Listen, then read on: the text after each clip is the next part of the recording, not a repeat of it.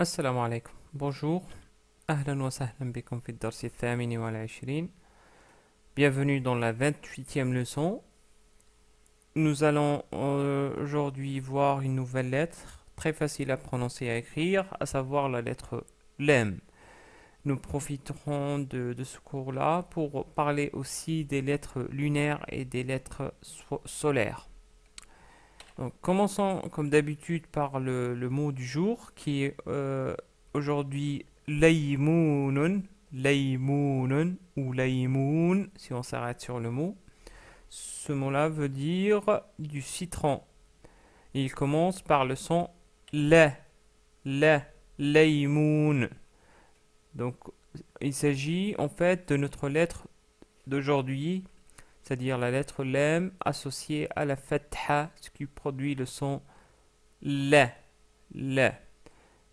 Par contre, si vous voulez isoler la lettre lem de ce mot-là, on obtient la lettre lem dans sa forme isolée.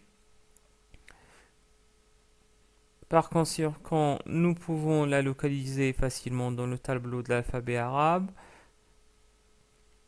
En fait, la lettre lem se trouve à la dernière ligne de ce tableau-là. Donc, c'est la lettre qui se trouve juste après la lettre kef. En termes de forme d'écriture, nous avons vu qu'elle s'écrivait de cette manière-là dans sa forme isolée. Donc, elle ressemble plus ou moins à un L inversé. Donc, elle est facile à écrire. Elle est encore beaucoup plus proche qu'un L inversé au début parce qu'elle s'attache à la lettre qui la suit. Et donc, vous pouvez imaginer que vous avez utilisé un L au majuscule, que vous l'avez inversé pour écrire le lemme au début.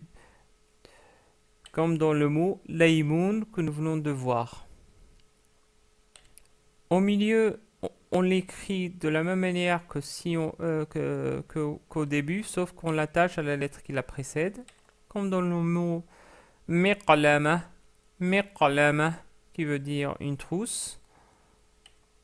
En fin de mot, on l'écrit comme la forme isolée. Et du coup, pour ça qu'il y a un petit arc. Donc, c'est pas une forme sur la ligne. Donc, il y a une forme d'arc qui s'écrit, qui se prolonge un petit peu plus que le rat. On va voir ça plus en détail dans les formes d'écriture à la fin de ce cours-là. Ce qu'il faut savoir là, à ce niveau-là, c'est que la lettre lem s'attache à la lettre qui la précède. Et nous donnons comme exemple le mot asalun, asalun ou asal, qui veut dire du miel. En conclusion, nous obtenons comme d'habitude notre tableau des 4 formes d'écriture à retenir. En termes de prononciation, il n'y a pas de découverte, c'est exactement la même prononciation que la lettre L en français. Par conséquent, il est facile de prononcer la lettre lam avec les différentes voyelles. Donc avec la fatha, on prononce la. Avec dhamma, on prononce lou. Avec la kasra, on prononce li. Avec soukoun, on prononce l. Avec la voyelle longue alif, on prononce la. Vous allez me dire où est-ce qu'elle est la voyelle longue alif. En fait, c'est là, on a contracté le lem avec le alif, ce qui nous a donné cette forme un peu spéciale. Je vais vous montrer à la fin de ce cours-là comment l'écrire. Tout ce qu'il faut savoir à ce niveau-là, c'est que cette forme représente un lem plus un alif. Donc c'est un lem prolongé, ce qui nous donne le son la. Avec waouh, on écrit lou. Avec ya, la voyelle longue ya, li. Pareil que avec la voyelle longue alif, pour produire le son, pour écrire lan, on écrit cette forme particulière. Pour tanwin doublement de dhamma, on prononce lun. Tanwin doublement de kasra, on prononce lin. Enfin, en termes de translittération, bien sûr, on va choisir la lettre L. Comme par exemple la'ibun, on l'écrit de cette manière-là. La'ibun veut dire un joueur. Passons maintenant à la deuxième partie de ce cours-là, où nous allons aborder la notion des lettres lunaires et solaires en arabe. Pour cela, je vais faire un petit rappel. Donc, vous vous rappelez que nous avons abordé dans un des cours précédents, enfin un cours d'il y a très longtemps, la notion de la détermination, comment rendre un nom indéfini, comment le rendre en nom défini. On disait que pour cela, il fallait rajouter un alif et l'em, donc un al. Par exemple, si on prend le mot tilmidun, qui veut dire, bien sûr, vous le connaissez, c'est un élève,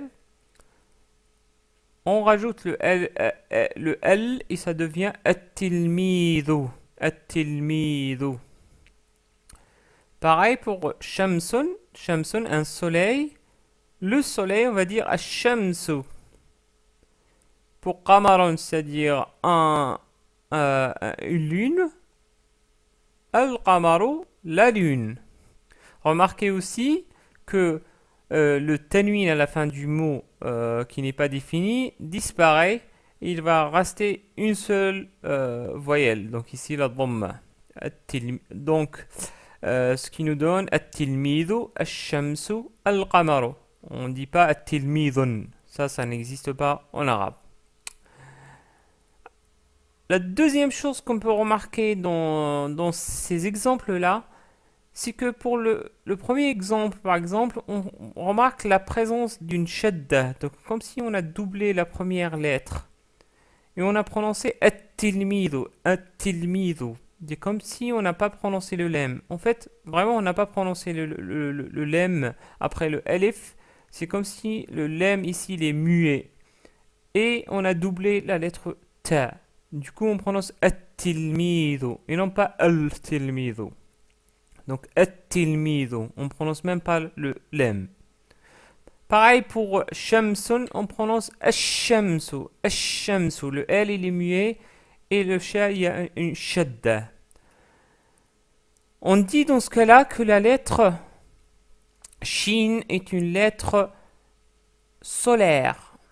Pourquoi? Parce que pour les lettres solaires, ça vient du mot shams comme référence. Les lettres solaires se doublent au début quand on rajoute alif ou lem et on ne prononce pas le lem qui les précède. Donc la lettre ta est une lettre solaire. Harfun shamsi. La lettre shin est une lettre solaire aussi. Enfin, le dernier exemple, par contre, on ne remarque pas la présence de la shadda. Par contre, on prononce bien le lem. On dit al-qamaru, al-qamaru, et non pas al-qamaru. Donc al-qamaru. Donc on dit que le qaf est une lettre lunaire. Donc ça vient justement de ce mot-là parce que le qaf, la lettre au début, ne se double pas. Donc il n'y a pas de shadda et on prononce le lem précédent. Donc du coup, toutes les lettres qui ressemblent dans leur comportement quand on rajoute alif ou lem à la lettre shin du mot shams, on les appelle des lettres solaires. Ahrufun shamsiyya. Et toutes les lettres qui ressemblent dans leur fonctionnement quand on rajoute alif et lem à la lettre qaf, on dit que c'est des lettres lunaires. Ahrufun qamariyya. On peut lister toutes les lettres solaires. Il y en a 14. Donc c'est ta, tha, del, zel, ra, zay, sin, shin, sad, dad, ta, dha, lam, noun. Donc toutes ces lettres-là, remarquez, c'est des lettres solaires, donc ils se comportent de la même manière que la lettre shin. Donc toutes ces lettres se doublent au début, donc c'est pour ça qu'on met une shadda et on ne prononce pas le lem. Par exemple, le mot at-tilmidu, que nous venons de voir, le mot ad-dubbu, qui veut dire l'ours, le mot as-sayyaratu, qui veut dire la voiture, et enfin le mot Allahu, qui est le nom du Dieu en arabe. Pour les lettres lunaires, donc, ce sont la lettre alif avec le hamza, après ba, jim, ha, aïn, ghayn, fa, qaf, kaf, mim, ha, waw, ya. Donc toutes ces lettres, quand on leur ajoute le alif ou lam dans un mot, donc ces lettres-là, on va pas leur ajouter une shadda et en plus on va prononcer le lam du L qu'on rajoute. Par exemple, al-jamalu, al-baytu, al-ghazalu, al-fa'ru. Donc remarquez que j'ai toujours prononcé le lam et il n'y a pas de shadda sur ces lettres-là. Je ne vais pas vous dire la signification de ces mots-là parce qu'on les a tous vus. Faisons un exercice par rapport à ça. Donc je vais vous donner quelques mots et vous allez les rendre en mots définis en rajoutant le L. Donc le premier mot est himarun, himarun, qui veut dire bien sûr un âne. On a déjà vu ce mot-là. Donc appuyez sur le bouton pause, essayez de l'écrire en rajoutant un alif et lam et prononcez-le. Donc himarun, un âne, ça devient, pour dire l'âne, al-himaru, al-himaru. Pourquoi? Parce que le ha est une lettre lunaire.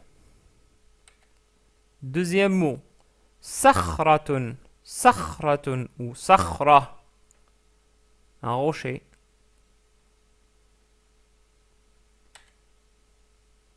Ça devient as-sakhratu, as-sakhratu. La lettre sad est une lettre solaire. Donc on rajoute la shadda et on ne prononce pas le lam. Troisième mot, dhi'bun, dhi'bun. En rajoutant le alif et lam, ça devient az-dhi'bu, az-dhi'bu. Donc on rajoute la shadda sur dhal parce qu'en fait dhal est une lettre solaire.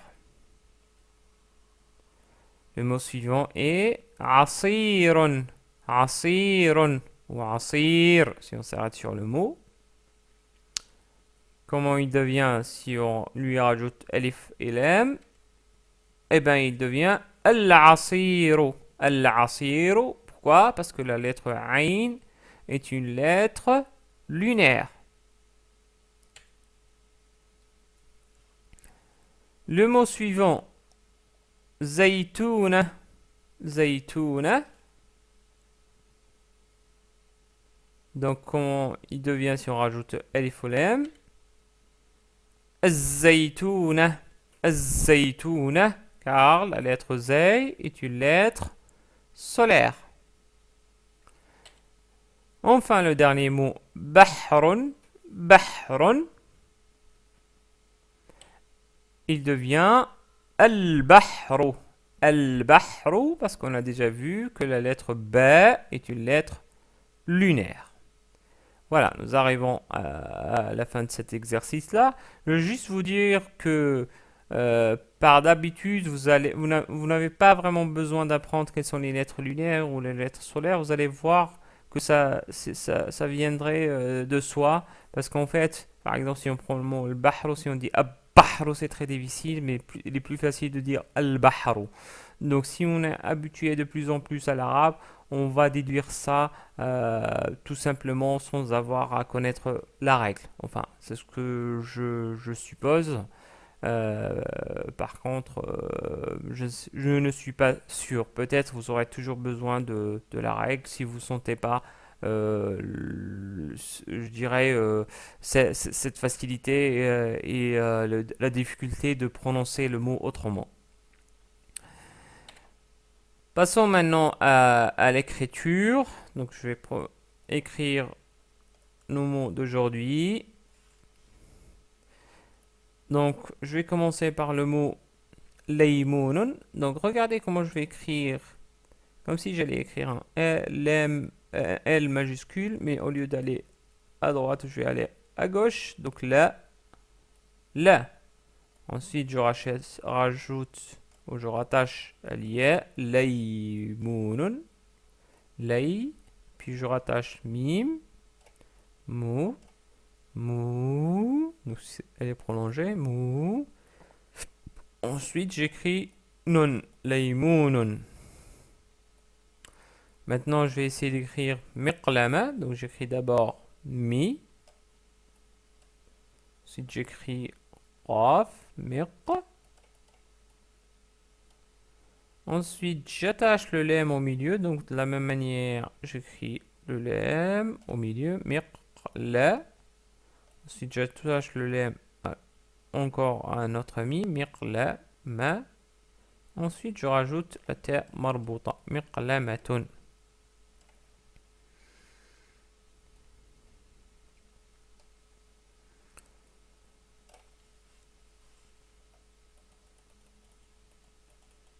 J'écrirai ensuite le dernier mot qu'on a, à savoir le mot asalun. Donc j'écris d'abord a. Puis j'attache sin, sa. Et ensuite j'attache la lettre lem, comme si j'allais écrire la lettre lem en isolé. Par contre, regardez, attention, on va pas l'écrire sur la ligne. Mais par contre, on va former une forme d'arc, comme si on allait écrire le ra. Mais si c'était un ra, on va s'arrêter à ce niveau-là. Mais pour le lem, on monte un petit peu. Pour écrire, on fait une sorte de demi-cercle. Afin de terminer l'écriture de l'un. Avant de terminer ce cours-là, je voulais revenir sur la forme d'écriture spéciale qui est la forme la. Donc regardez, on a écrit par exemple la'ibun. Donc pour écrire la'ibun, donc vous écrivez un alif incliné. Ensuite, vous rajoutez la même chose, comme si vous allez écrire une croix. Donc, et vous rajoutez le deuxième alif incliné. Ensuite, vous écrivez comme ça, et ça vous donne le lemme prolongé. Donc, c'est comme si vous allez écrire un lemme, puis vous avez rajouté un alif.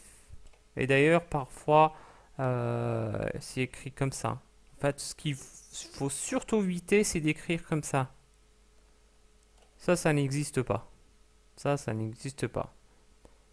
Mais il faut savoir que cette écriture ou cette écriture, en termes de prononciation, c'est l'équivalent de ça, c'est-à-dire un lemme plus un alif de prolongation. Mais plus généralement, on écrit de cette manière-là. Donc c'est cette manière-là qu'on utilise le plus souvent. Ainsi, pour écrire la'ibun, comme d'habitude, je vais écrire la. Ensuite, comme ça, la. Aï. Bon, un joueur.